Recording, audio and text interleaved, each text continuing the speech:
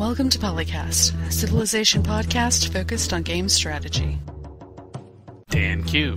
Makalua. The Me and Team. Mad Jin.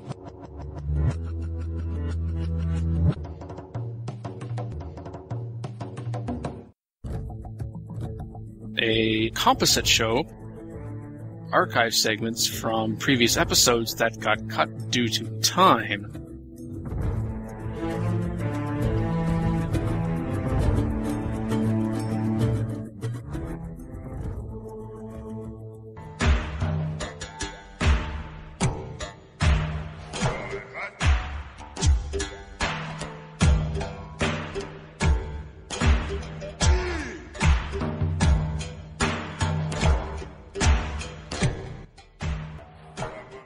Recorded for episode 246 of Dan Q, Makalua, The Me and Team, and Mad Jin. For Mega Bears fan over at his blog, Mega Bears fan has been a past guest on this show 3 times, once in season 6, 7, and season 9. Rising tide, the overhaul is shining, quote-unquote, for civilization beyond Earth. Ooh, fancy. Just in preface, I agree with almost everything that is written here, but I just want to point out right away the one thing that struck me as I think Mega Bears fan is either forgetting or not realizing. And that has to do with diplomatic capital, where he talks about, quote, you can find yourself in situations in which you have tons of bank diplomatic capital, but no one is willing to give you any agreements. So all that capital is worthless. Capital often feels increasingly pointless as the game goes on. No, that's when you start using your diplomatic capital to buy buildings and or units. Yep. Do I think diplomatic capital should be worth more within, I don't know, diplomacy because of other issues like he talks about? Civs also still display the same stubborn pigheadedness as before. Yes, however, I don't go so far as to say that diplomatic capital becomes worthless because of this, thanks to the ability to purchase units and buildings. Mm-hmm. Now, I am going to nitpick here. No, I'm going to be nice. I don't know why Mega Bears fan is shifting to giving scores to things, because this is part of like his review of the game, and he actually put a score on it, and I feel he should probably have left that out. Maybe he's trying to go bigger legit for reviews and stuff, but I would suggest, if he's going to use a scoring system, that it should mathematically make sense. 3 of his numbers are actually well over the final score, and then he threw in a random wildcard score to effectively force it to drop lower, which to me just says, why don't you just pick a number out of a hat and go from there? Because it's a little silly. I really don't like when people do that sort of thing. I think that's a fair criticism, honestly, because like if you're going to bother putting a number to something, that should mean something. Like if I see all these scores and I see that 72, my conclusion is that audio must have been really awful, and that he cares about audio a ton. Like he must have overweighted audio if I just look at this breakdown as a glance. So yeah, it should make some kind of sense, and each of the categories, if you're going to bother assigning a numerical score, should be based on some objective criteria you set in advance. Because that way, when you go into the game, look at how it's playing, and are evaluating it, I mean, you can't be completely objective. You can't do it. But at least you're operating on a similar guideline between games, and not coming up with a score that's out of a hat. Yeah. Yeah, it's clear that he's not equally weighting all of these. Not necessarily saying you want to do that, but if you're going to present it this way, combined with the fact that we see the score summary before what I consider the quote-unquote actual review. So to go with Madgen's point, put that at the bottom, because for a lot of people, they're just going to read that in a nutshell, and they're like, oh, quote-unquote, I've got my number. I've got my magic number that tells me everything I need to know. Bye. No, that's literally what he has to do, is put it at the top, because too many people are TLDR. That's true. Although people will then take the number at face value, interestingly. That's pretty standard human behavior. Yep, that's also as well. I would suggest if you're going to display it like this, then it looks like it's equally weighted. Like audio is equally weighted to gameplay, which to me promptly says that he really overweights audio.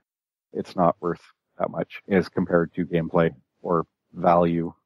Well, you could show how you're weighting it. That's another option. Yeah, I wouldn't have an equal weighting either, but it doesn't have to be like an advanced formula. You could just put in, like audio's worth 1, gameplay's worth 3. Yeah. These are the numbers for those individuals, but, audio could get a 0, but it's only worth 1 if gameplay's worth 3 times as much and it gets 100. If you were to exclude this wildcard category, that gives us, 4 measures? Delete the wildcard category. Seriously, just throw that away. it makes all the other numbers stupid. Either that or don't give a numerical grade for the wildcard category, or give it and don't have it included in the overall score. I think it just rather, if you're going to have it, then just have it be some kind of descriptor to go along with the other comments or something like that. Don't include it in the weighting. There you go, comments. So replace the wild card with comments and just write comments. That's true. Yep. That would work better. But basically, the buzzing somewhat agrees with my original point. Use your words. You can express a complex opinion. So delete this whole number system and just write what you want about it. And then people can look at what you wrote, get the general gist of whether you like certain parts or not, and then make up their own decision. Did you express enough information for them to agree with you or disagree with you, or go, yeah, this really sucks. This part of it really sucks, but that part's not so bad. Or this part's still broken. Yeah, and you could do a word summary instead of a numerical summary, like gameplay, excellent, visuals, excellent, audio, average, value, excellent. Those are still words on a scale. Those are actual numerically scaled words. It's true, but I don't think people are going to just knee-jerk reaction like they would at a number. Oh, I've got my number, I walk away. Oh, it's excellent. Why is it excellent? As opposed to, oh, it's an 85 for value. Okay. Is that really true? Or are people actually going to look at those two things as similar and move on? Yep. If you ignore the numbers at the top and then just read only what he actually wrote, then you can get a pretty good idea of how he feels about the game and where the good parts are and where the bad parts are. And I think that, to me, is just far more useful as is there something good about the game to want to play it, or it so sucks that you don't want to play it. So I think what he wrote is far more compelling than some numbers that were tossed at the wall. The buzzing in the chat. I think there is merit in bullet points. What I tend to care about is what was good and what wasn't, and then I can work out if the good appeals and the not good would be a deal breaker. Yeah. I mean, for a lot of people, just because there's a negative or something not as strong as something else doesn't mean that it's a deal breaker. But yes, when you use your words, people can understand, oh, okay, for me, this is a deal breaker or it's not a deal breaker. And actually, some of the summary that he has in a nutshell, I think it's actually better summarized elsewhere in the article as kind of an overview, because what we have in the summary, overall score, but we also don't have an overall sentence or two summary there, which is also missing. Yeah, it's a little weird. From it himself, he goes into a lot of detail. I mean, I've tried my best to condense and kind of pull apart some things, but also not go over stuff that we have gone over specifically in previous episodes. This expansion seeks to remedy several of the core complaints with the Beyond Earth game. But my original review for Beyond Earth, my two biggest complaints were that the game and its leaders lacked the personality and variety of Civilization V, and that it just didn't feel futuristic enough. Both of these complaints ended up being the major focus of the first expansion, which definitely helps to make Beyond Earth stand out a little bit more from its realistic counterpart. I agree with that. And I will also bookend that with what he says towards the end, which is if you avoided Beyond Earth because it felt too much like Civ 5, then you'll probably also lose interest in Rising Tide fairly quickly. Once I've dealt with the aliens, by either killing or avoiding them, and set up a handful of cities, the game quickly becomes a boring slog of queuing up buildings and making quest decisions. So when a game ends, I don't feel very compelled or motivated to start another one. Yet we tie back to the overall score of 79%. Which, again, that last paragraph does not tie to the score. No. And he's doing the sad Metacritic review score weighting, where they only work within 70 to 100. Every number below 70, it has to be so bad that they're willing to put a slightly lower number and piss off the developer, versus just saying it's bad and then still giving it an awesome score, which you can find constantly on Metacritic. This game sucks, but give it a 90 score. Mega Bears fan, I don't think he has to worry about pissing off the developer, because I'm pretty sure Mega Bears fan bought this game himself. Yeah, or had it gifted to him, so it's not like, oh, if I give a really bad score, like some maybe professional reviewers do, I won't get freebies anymore, oh no. Exactly, so that doesn't even apply here, and that's a whole other argument. It sort of does apply here, because if he's actually trying to get into reviews and become an online reviewer and write articles for people, and which maybe is possibly where he's going with this, I don't know, but it sort of seems like he wants to go that way. If you start out by, skewering developers... It's possible, I don't think given... Wow. It kind of slows that issue down. Given the rest of the content of his blog, I don't think that is what he is going for. I don't think so. It's questionable. But you're right, if that's something is that he's going for, then that would be not a game changer, but an important qualification to understand why he's doing what it is that he's doing, even if we don't agree with it in whole and part. Anyways, Megaverse fans still thinks, and this is the overall review, early game is still interesting, mid-game gets boring, end game, why the hell are you still playing it? Just to sum up. It's kind of Civ 5-ish. No, Civ 5 still has decent stuff going on by the end game. As I said, kind of. It's kind of extreme versions of criticisms levied against Civilization 5, past or present. It's definitely an improvement on Beyond Earth. There's no question about that. I don't think anyone can reasonably say Civilization Beyond Earth Rising Tide is worse than Civilization Beyond Earth. That's true. It's not exactly resounding praise, but that's true. It didn't do anything to make the game worse. It did that on release. It did that maybe. Release because War of score, the whole, yes. Yeah, the whole war score mechanic just did not exist anymore. So it literally made the game worse, but then they patched it and You cannot make peace. things got in. Trollolo. So that exists now. I would agree where he talks about movable cities. Perfectly functional, can be fun to play around with, but it just feels a little gimmicky. Yeah. You know, he's like, I rarely find myself moving a city, and instead I just buy any tiles that I want. Well, I'll say what I said originally when Resident came out. It's more fun and more tolerable and all that, actually, to have the aquatic cities if you're playing as the North Sea Alliance. Everybody else, because it takes so long to get things built, to make the city move faster, and they still can't move as fast as the NSA cities do. So if you want to play around with aquatic cities, go play NSA for a game. Otherwise, unless there's some compelling reason, like there's a big clump of 9 xenomass over there you really, really want. Well, and to that end, with the exception of aquatic cities, the ocean is a heck of a lot of fun. Oh, yeah. As reflected in Mega Bears fans' reviews. Wow, like it's... Whew. Yeah, those aren't dead tiles so much as they are in other games. That's true. Yeah, well, yeah. I had gotten Starships over Christmas, and I loaded up an old game to transfer over, and I was looking at the ocean going, ew, where's all the cool stuff? Where'd it go? I've seen a couple spots where you would settle a water city. Mm-hmm. Especially there's for him being on land, resources. because the resources are really good. Mm-hmm. The game I was in with Dan last week had an example of this. Like, it was kind of inland sea-ish, but the coast went out pretty far. There's no way you're putting that on land. And there's a really good city site out there. I regret not settling. Yeah, on maps that have more water, I've seen deep ocean areas that have just like a huge cluster of resources. And it's like, I would so put a city there. I hadn't already gotten close to the end game by that point, but still. Yeah. Oh, and let's say it for saying its sake, so we cover it. Unfortunately, air units still feel completely underdeveloped, quote-unquote. Sky Chicken! There's that makes them useful. But what he's really talking about is you have literally one air unit, and you don't have interceptors versus bombers because, you know, when you make a choice, it's for everything. So you either have all interceptors or all bombers, etc. And that's the problem with the number of the unit types of why we don't have hybrid upgrades is the thing. We have straight upgrades for harmony or purity or supremacy, but we don't have hybrids. When we have hybrids on a lot of other things of our base units. But in this case, I feel like given the era we're supposedly covering, it should probably have a little bit more detail to air combat than Civ 5 rather than markedly less. Even from day one, you would expect there to be viable aircraft warfare and for it to be a significant part of war. Yeah, you landed on an alien planet. You don't even have like a scout shuttle you can send out early on? Nope, but you can launch a lot of orbital stuff. Yeah. Yeah, exactly, which is why it's kind of, what?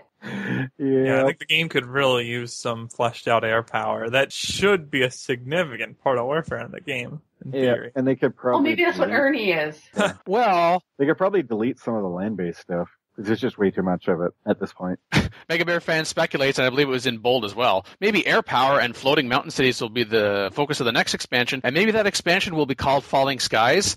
TNT might have something to say about you calling it Falling Skies. Yeah, that too. Hey, but floating cities. So it's the same as the aquatic cities being able to move, but it's a land city you can move.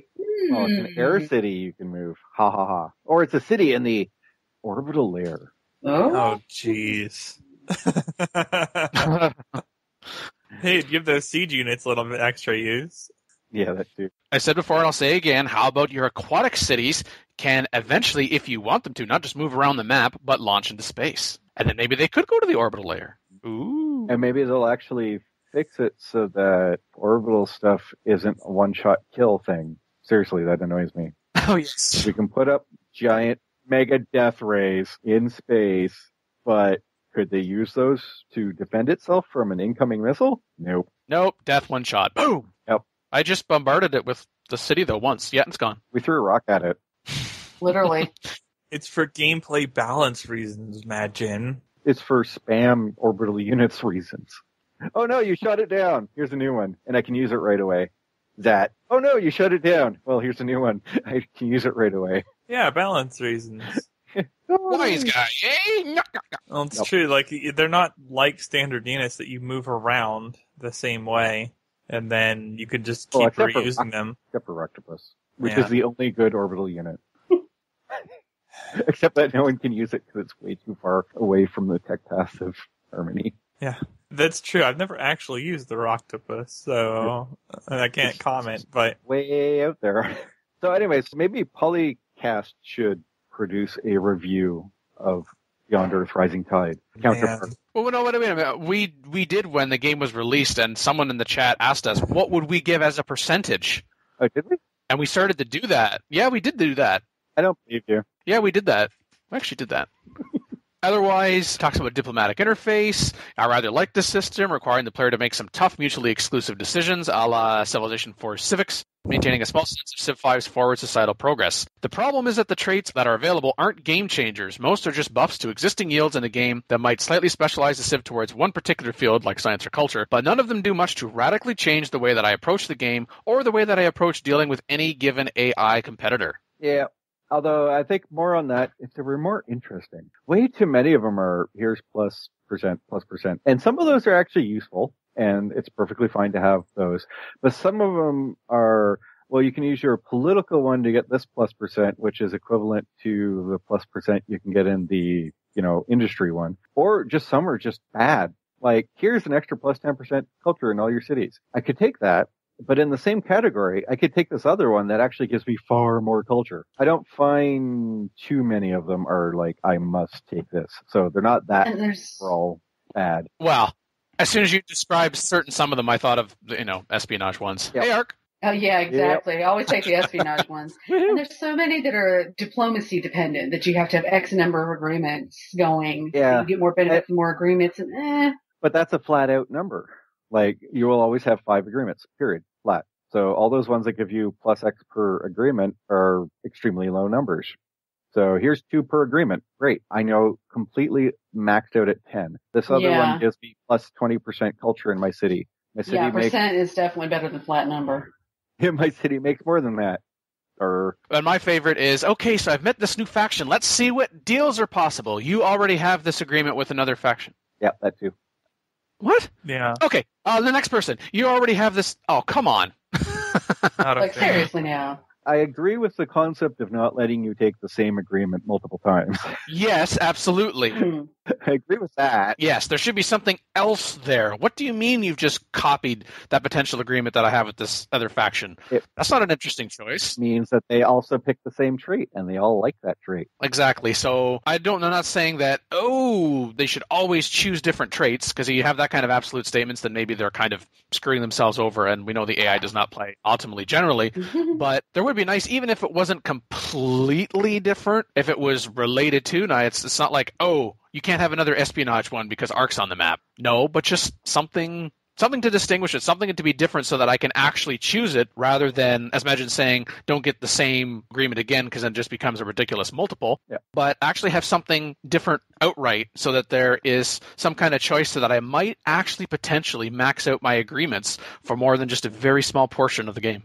I don't know about how you play the game, but I tend to max out my agreements pretty easily. I find that there's just so often there's so much duplication. It's like, I've got the 2 or 3 that I want. Oh, okay. Yeah, that kind of sucks. Sometimes that does suck. It would possibly be nice if there was at least 2 options to pick per other trait chosen. But it's more a function of, okay, Ark's on the map, I'm going to assign that trait. So there should not be a copy of Ark's unique trait because, well, it's not so unique if you can do that. Yeah, it's a very extreme case of actually too much of a good thing is a good thing. Mm-hmm. In the chat, the buzzing, I would have liked to see all the agreements have 2 aspects, so there were more knobs to twiddle for balance, and not all need to be entirely positive. I kind of view the agreements as, well, if you choose this agreement, then what you are sacrificing is potentially another agreement in that 1 of 5 maximum agreement slots at any particular time. It says you want open markets for greater wealth. Well, more science will leak out on your trade routes too.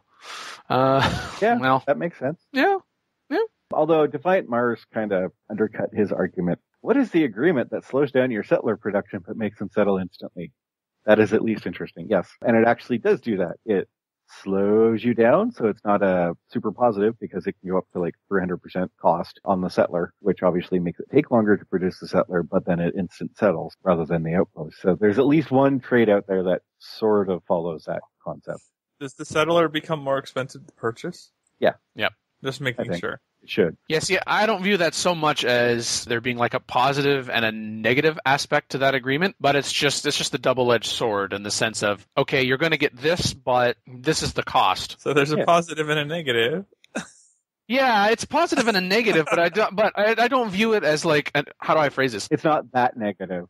Yeah, and no, it's not like, oh, I'm going to lose some. It's not like a really big bonus and then a really big drag. They're two sides of the same coin, and they work well together as well. They complement each other. They don't clash. Although if your base production is sufficiently high enough, that extra amount doesn't really mean anything. Like if it only takes one extra turn to build the settler versus 8 extra turns. Yeah, we don't play fractions of turns. Yeah. Yet.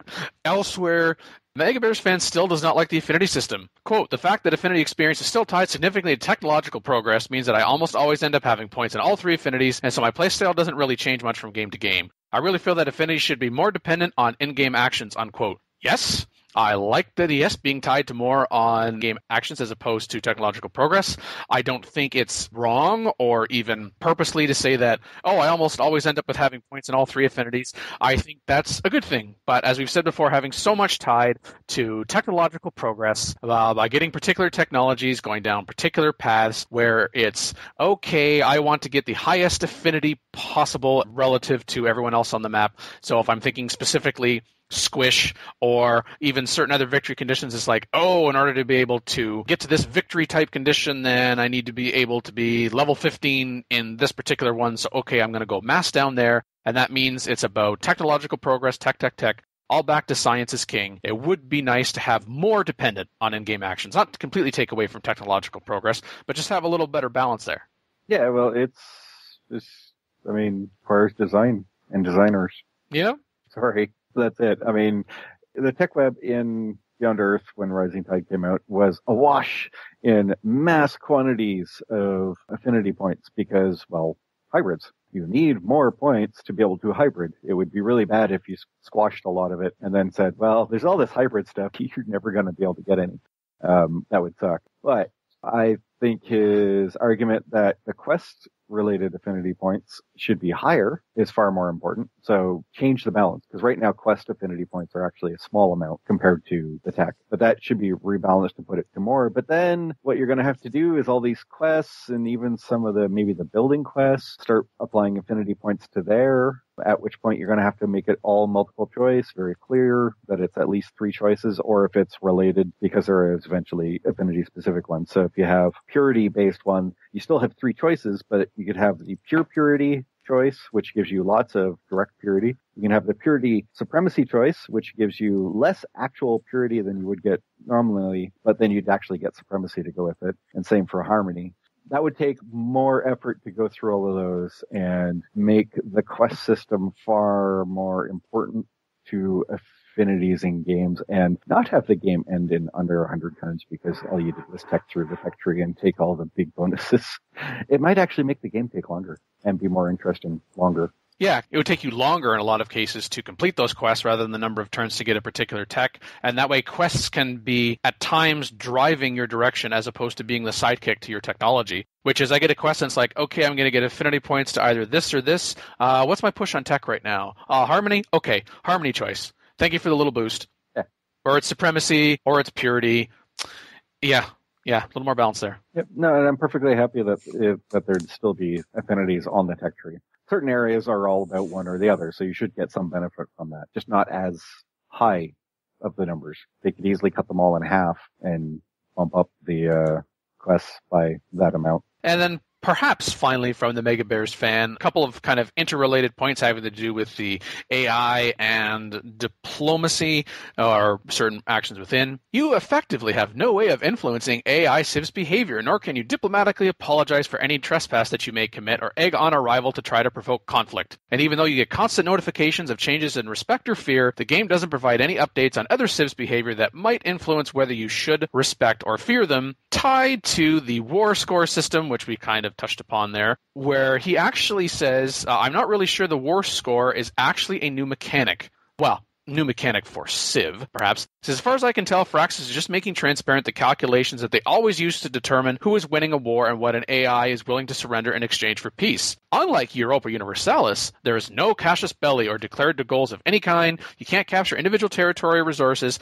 can't demand the player provide you with any agreements, can't force a player to convert affinities or change the behavior in any way, and there are no multilateral negotiations or mutual concessions for white peace. I think that reflects what we've said before about the war score, which is it's nice that it's in here, that you thought about it and you put it in here, but a little more thought into it would have been helpful because you've kind of taken away some of the art of negotiation. What limited art of negotiation there might have been before this was in the system, it's actually been taken away. Can you bring it back? Mm-hmm. I mean, there's some stuff that has the bones of a decent mechanic in there, but it just needs a lot more effort to get it there. So, Rising Tide succeeds in its two primary goals, according to Mega Bears fan, separating its futuristic setting from Civ 5 and giving the leaders customizable traits to provide them with dynamic personalities.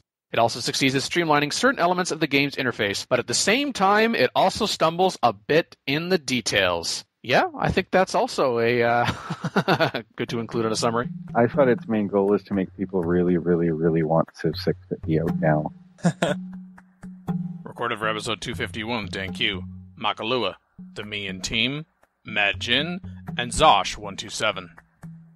The Civ Science Project from Captain Wozak. Wozak? Yeah. I'm combining what he said in the opening post here on CFC as well as on the About page of the Civ Science Project at civscience.wordpress.com. The Civ Science Project is the result of a big undertaking of mine to test some of the mechanics of Civilization 5 with statistics and real data.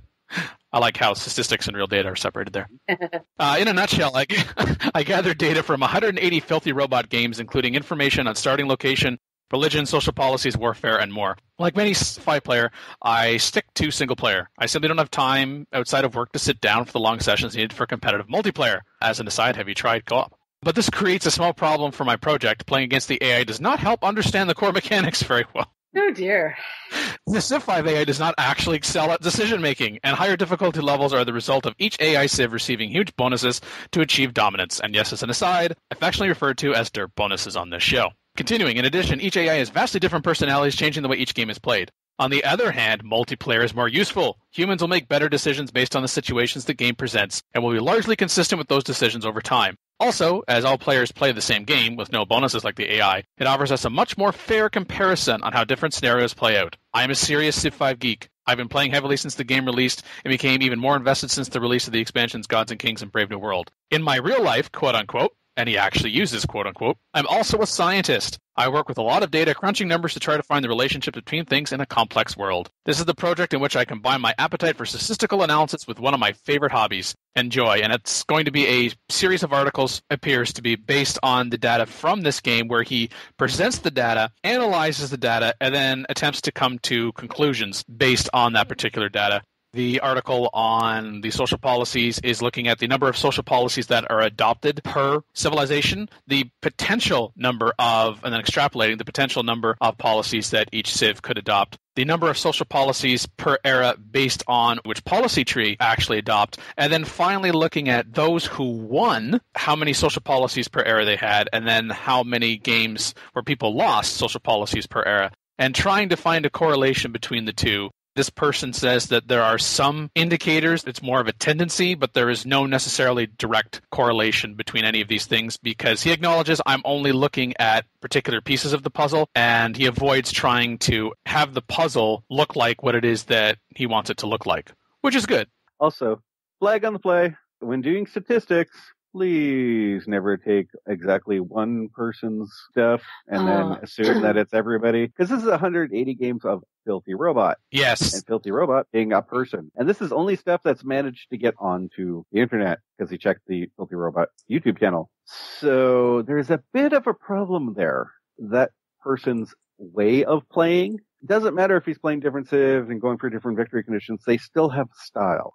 A certain style where they may go for culture more often than not, or ignore it unless going for culture. Also, he kept rationalism out of the tree relation, which is kind of funny, unless you say, well, he always does this. Well, okay, but how many policies did he put into rationalism at certain points, or versus the other stuff? Like, in a low culture game, did he do tradition, rationalism, and then just pure ideology? Which is weirdly left off of here, even though you have a final choice later in the game, ideology versus social policies as a choice. So how many ideologies did he get filled out? Which kind of is a bit of an issue. Also, he only looked at the end because somebody stopped and asked on his page when things were gotten, because that's actually kind of a huge factor for some stuff, because he keeps bringing up Poland because of the 7 free. And yes, they're always going to be 7 free. But the thing about Poland that is sort of missed in here is that with Poland, you don't have to exactly finish tradition, then hit Renaissance to get the first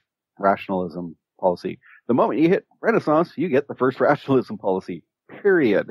Because you get one free as soon as you hit that. Also, Poland gets forced into filling out a couple extras in alternate trees, necessarily, if you played Poland the exact same way you would play any other civ. So if your exact plan is to finish tradition, if you just do tradition flat out, and then your very next actual social policy is rationalism when you hit the Renaissance, then Poland's already taken 2 extra social policies in alternate tree. And obviously it depends on what they're doing, but the moment you hit Renaissance, you're going to be too deep into rationalism, because if you played the exact same way, you're actually going to be one more deeper into rationalism than anybody else at that exact point. And then also finish it faster. So there are more factors he's not controlling for with this data. So basically, big grain of salt with this data. Also, Egypt gets really pushed up because of wonders in the stats. But since this is a multiplayer game, is this like a multiplayer game where Filthy Robot is playing as Egypt against really poor people or really poor players and therefore getting a lot of early wonders that he shouldn't be getting as Egypt? Yeah, because I was looking at his Egypt and I was actually surprised about Egypt being at the top. I was like, what? And or is he finding a lot of situations where he's just not on the front line with some of these stronger players in terms of, well, I'm all the way over here, so I don't have to worry about you over there right now. I've got time in the early game to take advantage, particularly of Egypt's unique ability and have the increased production for wonders. Yeah. That also means like Germany and the Inca. I mean, if you look at the tail end of it, Germany and the Inca are really low, except yes, they get no culture-related bonuses, but you could easily still get a religion with them and get culture, which he sort of takes a factor in that, because he mentions various places where, like, this religious type civ got more social policies, or like Spain showed up next to a high faith natural wonder, and therefore there's good discussion mid-area in the article about honor and piety are there, but never chosen because they don't provide good enough bonuses. It's tough in a free-for-all multiplayer, though. See, there's also that convoluting factor. The majority of his games are played under certain settings and rules environments that may not translate to other situations. For example, Liberty is a lot stronger on average if you're fighting someone one-on-one than it would be in a free-for-all with 5 people and more limited space. Well, he did say somewhere in there, going Liberty plus Piety is actually better. Like, when Filthy Robot did do those things, he actually got more social policies with that mix. Is that just because he happened to die less? Or, you know, that's also tough to gauge. Well, he did try and control finish times, either early or late, or stuff. He tried to control for that, which is why he went per era. But that's kind of the problem with not tracking it as the game went, because when policies show up is actually far more important. So he sort of averages the era. If you get social policies at the end of an era versus at the beginning, that's actually potentially bigger problem for the. Just thinking, like, if you're losing, you're probably on average getting less social policies per era in the general sense, even if you're not wiped out right away. It's a bit of a combo feedback thing going on there. Yeah, he does try and control for it with variants in there, and I love how Babylon's variants almost puts it up at the Poland level, except that its variants also puts it down to Inca. Like it's got such a massive variance on it that it depends. And not all these civs got played more than a couple times. Yeah. That's a bit of the problem. Only some of the civs got a lot of games, or at least 5 games or more at the most. Yeah, and at one point he acknowledges, in the case of Venice, there's the paragraph about another fun observation that Venice does well, which also makes sense, but had in brackets in the first sentence, although there is only one Venice game in our data set. Yeah, that's not a good data set. Acknowledge that you've looked at 180 games, and you put this on the chart where all else is being equal, and it was in 1 out of the 180 games. Yeah, that's pretty thin. Well, why would you pick Venice generally?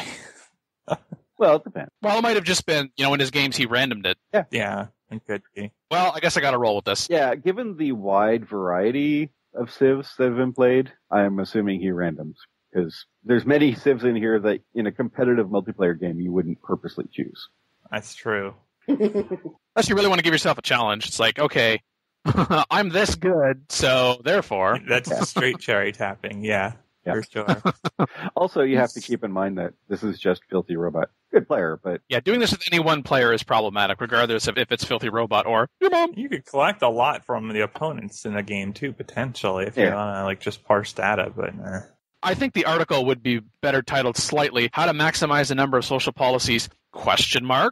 Or even an approach to understand. As opposed to how to maximize the number of social policies, you get the impression, I'm going to be looking at something that, on balance, more often than not, is going to be telling me how to maximize the number of social policies in a given game, regardless of, circumstance X, Y, and Z. I think this would have been more interesting if it was, I analyzed 180 multiplayer games from, say, Giant Multiplayer Robot, the Civ 5 multiplayer system that we talked about on episode 152 in season 6. That would be more meaningful data. Although then you could then compare it to, say, an individual person within that data set and then try to get, really down to the nitty gritty. And if it ends up being that data is comparable, then that would be more incidental than proving, checking out this one person was just as valid.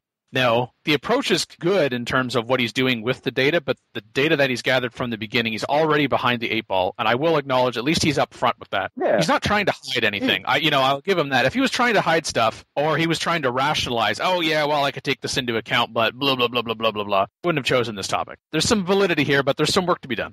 I mean, when it comes down to what the actual conclusions are later, the only things he really pushes to say is that strong religions, if you found them, with high faith output, are likely to provide a culture boost.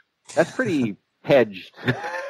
But it's also something we already knew. If you found a strong religion, i.e. one that gives you stuff in a big way, and you even push it towards the culture and faith side, you're likely to produce a strong culture boost. Okay.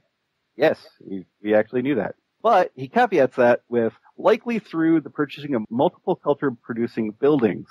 So it's not a strong religion with a high faith output at that point. It's actually if you build your religion in a certain way. That's very different than going, well, I took the strong religion that gives me a lot of money, gives me a lot of faith, gives me a lot of other stuff, but didn't have exactly that extra culture. So I don't know. It's interesting, but it's definitely a big grain of salt to try and translate it to anything else. With only a certain number of games, and most of the civs being 5 games or less, it really seems like it would have been better to group them all together and say, okay, we had 281 games. Was that the number? Whatever it was. 180. Okay. And then start breaking it down by different things. What did they focus on to start? Are these tradition starts? Are these liberty starts? Did they go religious? All these different things. It seems like those stats would have been more appropriate than which civ, because there's just not enough data on a which civ basis. Yeah, I mean, I don't mind that he tried to break it out to which civ, because there is those little differences. Like, civs that get direct, straight-up culture bonuses, that's going to be completely different than somebody who gets none. Well, then, what if you group and you say, hey, look, these civs have culture bonuses, these civs don't, and do some groupings like that? That would make a lot more sense when you only have a couple of games to work off of. I mean, I don't mind that you want to break it down by civs, but you just don't have enough data to break it down by civs. There's a lot more likelihood that he did a tradition opener or a liberty opener, or he picked X, quote-unquote filler policy a larger number of times so you could see how that performs. So that stuff's a little bit more useful in that regard. Although you still ultimately want to see what kind of predictive value these choices have on your win, not necessarily on your number of social policies. If you win the game but have 6 less social policies on average, nobody cares. You won the game. So that is something else to keep in mind as well. Well, that's the fallover point of how many social policies did you actually need to win the game. Yeah. And if you put too much culture into your game and you got way over that line, well, maybe you should have built more units. And that would be really good going back to one of your original points of knowing per era how much did they do. Because then you can say, okay, well, in your victories, you were getting 3.5 for whatever classic era, the ancient era, all those. Whereas in your losses, you're getting 1.5. Now, are social policies important for victory? Maybe. Or is just not dying to a chariot rush important for victory? That's what that might be telling you. Yeah.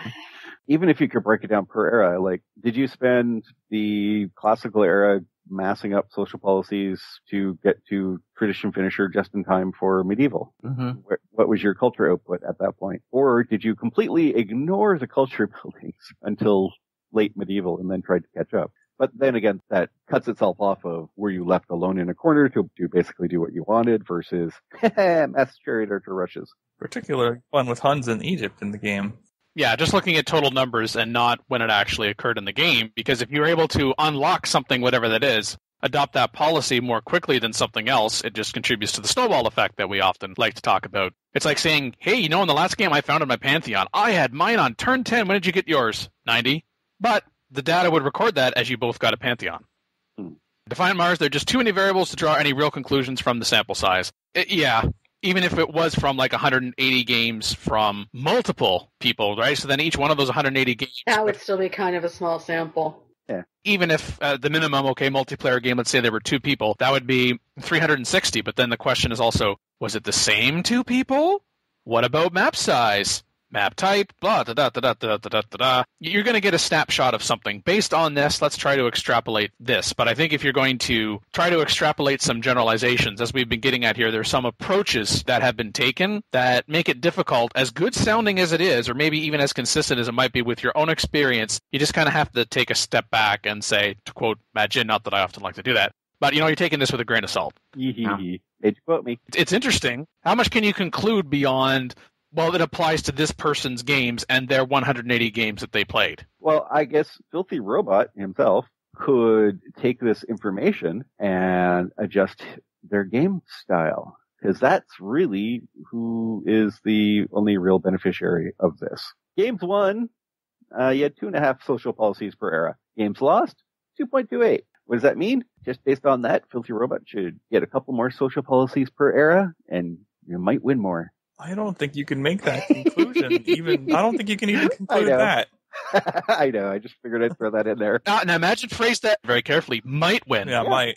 Yeah. And we might get struck by an asteroid today. We might. It's possible. It's true. Wow, way to cheer things up, Dan. Jeez. Yeah. It's very important when you're analyzing data like this to not make conclusions that the data doesn't support. If I see that somebody's getting less social policies per era, in my mind, there's a strong possibility that somebody's attacking him to cause him to lose the game. And that's probably putting influence on his building choices, unit choices, and whatnot. And if you're trying to get more culture buildings while you're being sieged, you're probably not playing that well. Yeah. But there's also the thought of, hey, look, I went supermassive culture in the early game. I've got all the social policies. Yeah! Why are you killing me? I've got no units. I can't defend myself. Respect my culture. You got served. I am respecting your culture. I respect it so much. I want it to be my culture. Exactly. Yeah. Thanks for building all those wonders for me. I'm going to annex your culture now.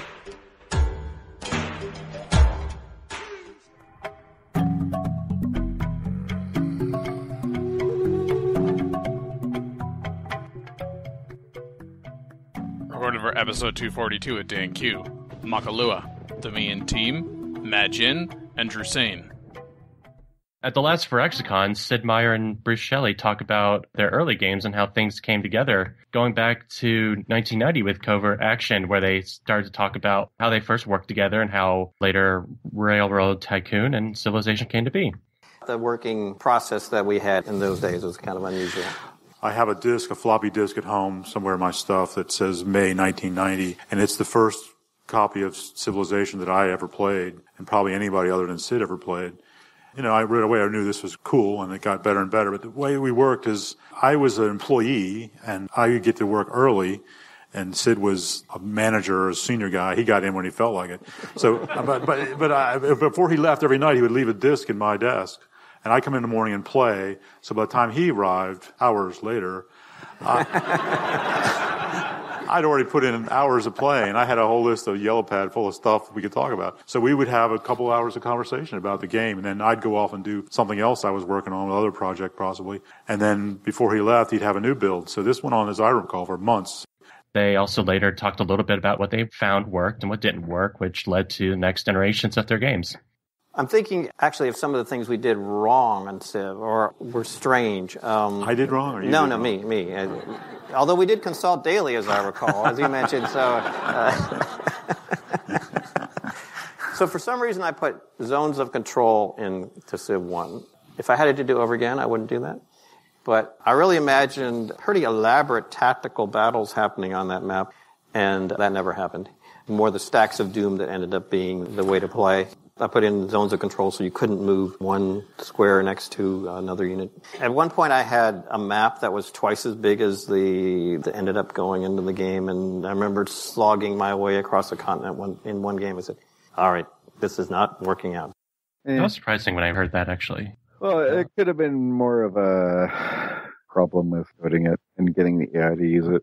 Actually, what I wanted to hear more about was Civ's like, there was once a second tech tree in there that we took out, and then nothing else about that. And I'm like, could you go back? What? Could you elaborate? There was a shadow tech tree, but we're not going to talk about that. What a tease. Oh, maybe that'll be the next Fraxicon. That's how Sid's going to get himself invited to the next Fraxicon. Oh, I see what you did there. Ah, okay. Sequel 2016. Understood. A showman through and through. Hey, I think Mad was at Fraxicon, yeah? Yeah, and I actually sat through this one. I actually listened to this one. It was interesting from a semi-historical perspective.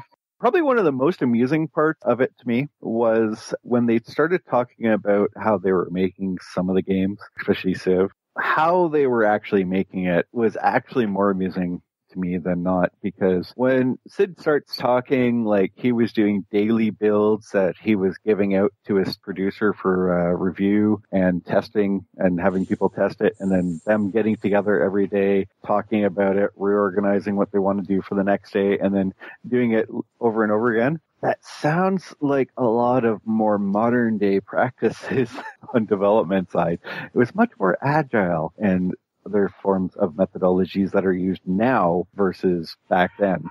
It seemed like Sid was way ahead of the game on that respect. Even before the word agile, I think, was even used, he was doing it. And the best part of that with regards to civilization was the bosses not knowing. How far into it were you when you finally had to come clean and tell the suits what you were working on, and what was their response? I'm trying to remember. I think we worked for a little under a year, but maybe a year on this game.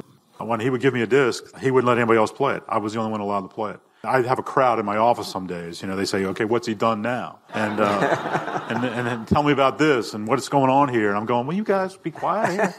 I'm working here, and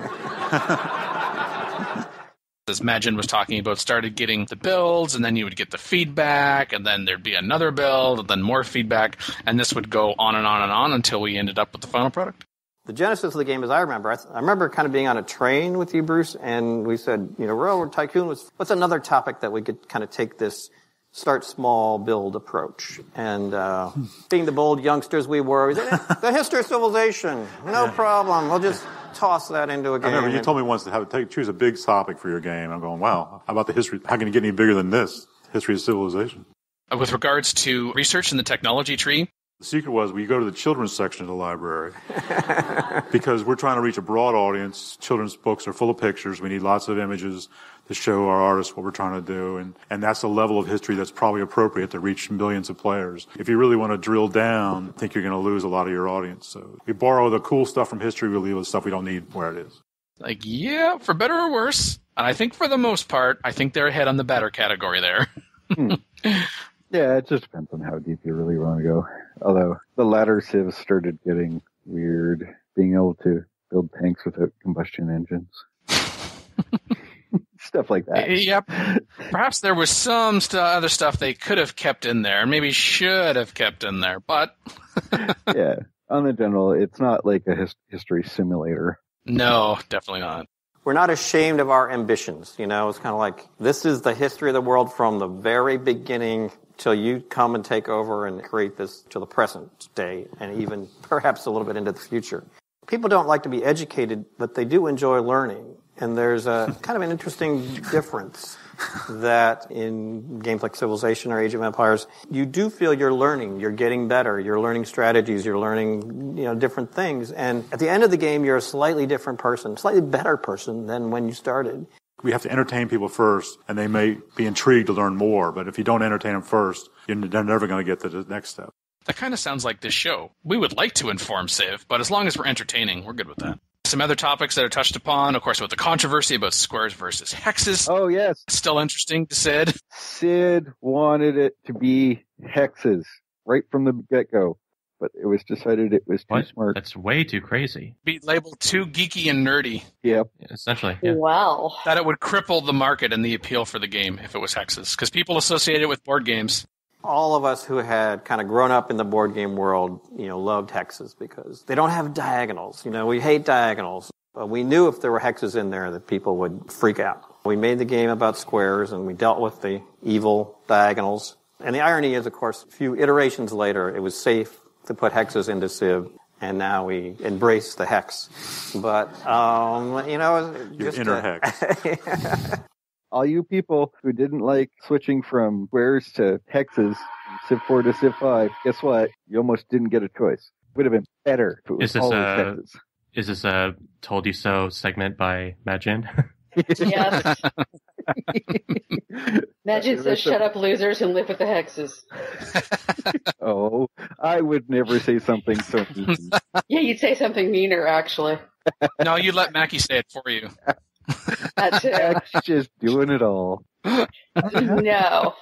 We really didn't know what we were doing, I think. But then we said later, it's like, oh, we've done something cool. What did we do and how did we do it and how do we do it again? And Exactly. that kind of turned into trying to analyze, where does this one more turn come from? What is it about this game that we made that actually worked? I thought we were making something special. It was going to rock the game world, whether they knew it or not.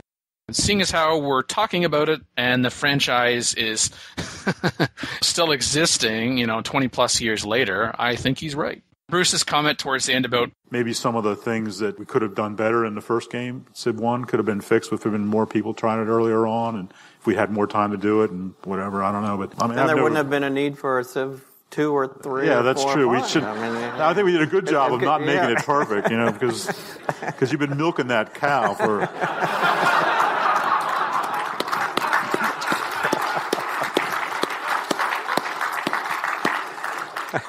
wow, really?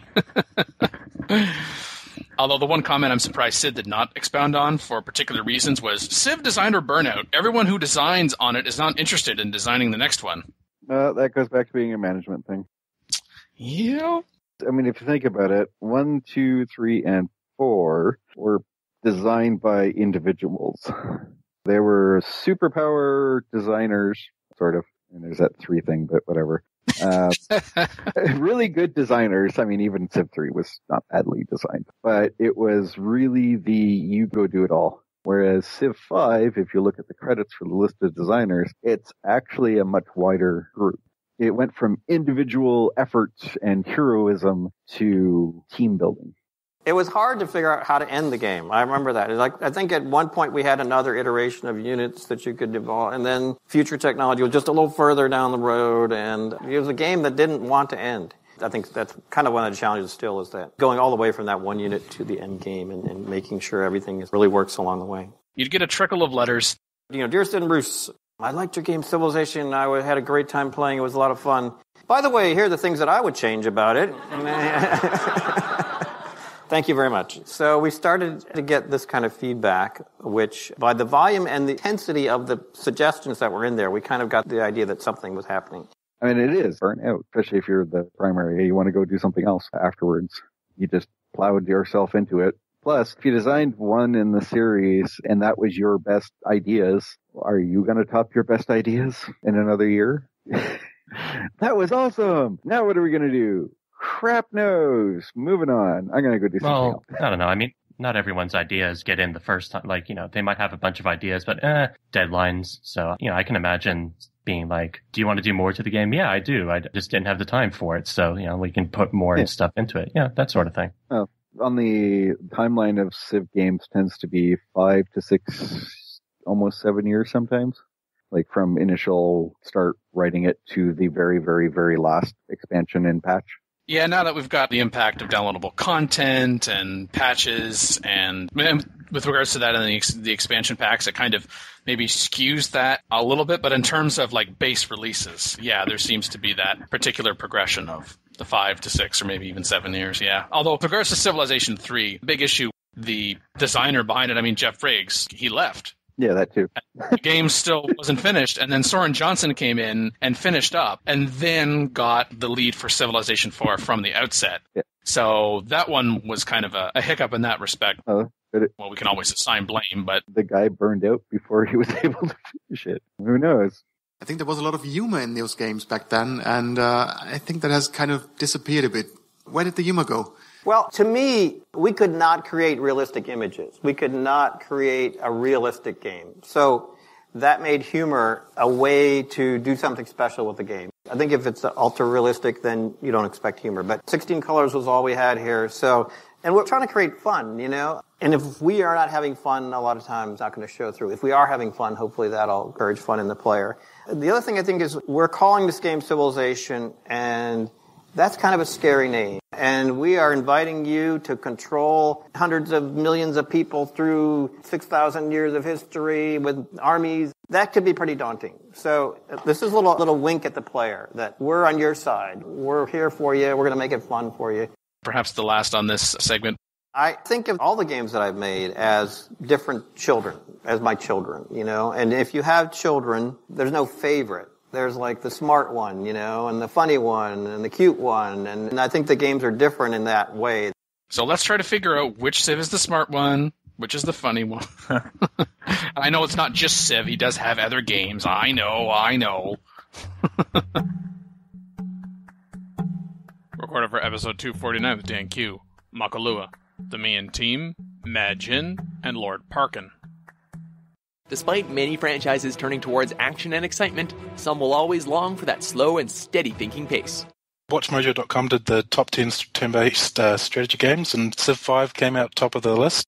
PCs are the home to games that take hours to complete, and it's no surprise that the top turn-based strategy game is a long one. Sid Meier is the master of this genre, having created games like Alpha Centauri and Colonization.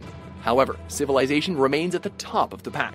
I was sort of wondering where Civ 4 would come in, but apparently they were just sticking with one game per series, so I guess that's fair enough. They'll go with the most recent one. For this list, we've selected the video games that best use the traditional turn-based strategy formula. It was actually interesting that XCOM Enemy Unknown was third. I just kind of went, oh. They didn't put XCOM 2 on there. It's like, oh. Well. And it's not like paying attention to more recent games either, because Age of Wonders 3 is on there, and that was 2015. That's the most recent game that's on the list. Depending on when they compiled it, XCOM 2 may not have been out yet. Yeah. It would be kind of hard to say, even though it's still only like less than a month after release, to tell you whether it's the best or not. Oh, yeah, it's a little bit of a short period.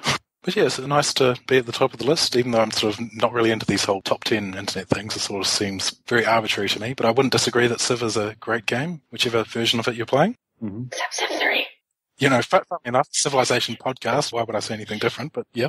Civ features some of the most in-depth and strategic gameplay around, as well as tons of options on how to proceed in a given scenario, leaving players more options to play the way they want. One minor thing here, Watch Mojo. Sid Meier, in your transcript copy of the video, that's an S on Sid, not a C. Oy. Too much Final Fantasy for them. I was going to say. It's in the title of the games. Gosh. Why? I mean, they must not have even got to the title screen to be able to miss that. You just have to not look.